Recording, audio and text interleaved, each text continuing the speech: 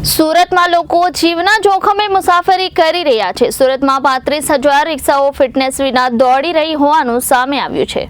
સુરતમાં લોકો રિક્ષામાં જીવના જોખમે મુસાફરી કરી રહ્યા છે। સુરતમાં 35,000 રિક્ષાઓ ફિટનેસ વિના દોડી રહી હોવાનું સામે આવ્યું છે।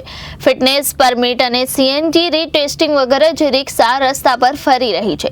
સુરત આરટીઓ અને ટ્રાફિક પોલીસ ગાંધારીની ભૂમિકામાં જોવા મળ્યા હતા।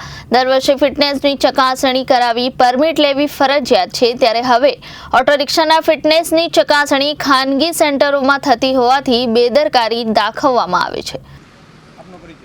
મારું નામ રાજુ શાહ, પ્રમુખ સુરત જિલ્લા motor driving training school owners association. રિક્ષાઓને જે રીતની કામગીરી થઈ રહી છે અને આટલી મોટી બેદરકારી કહી શકાય, શું કહેશો? હાલમાં સુરતમાં લગભગ 30,000 થી 35,000 રિક્ષાઓ એવી છે કે જે વગર ફિટનેસે ફરી રહી છે, જે ઘણી ગંભીર બાબત કહેવાય। આજે લાખો લોકો રિક્ષામાં મુસાફરી કરતા હોય છે, તેમજ શાળાના બાળકો પણ રિક્ષામાં મુસાફરી કરતા હોય છે।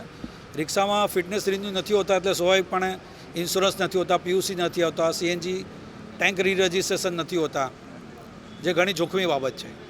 આટલી મોટી 30,000થી વધુ રિક્ષાઓ હોય, આ રીતની બેદરકારી કેટલું જોખમી ગણી છે? જોખમી તો ઘણી જ જોખમી બાબત કહેવાય, કારણ કે લાખો લોકો આજે જ્યારે રિક્ષામાં મુસાફરી કરે છે ને જ્યારે એવા સંજોગોમાં જો કોઈ અકસ્માત થાય તો પછી અકસ્માત થાય તો જે બી વ્યક્તિ હોય જેને અકસ્માત નડ્યો હોય તેવી કોઈ પણ વ્યક્તિને વીમાની કોઈ પણ રકમ મળતી નથી। Reporter Arvind Rathod, Janadesh news, Surat.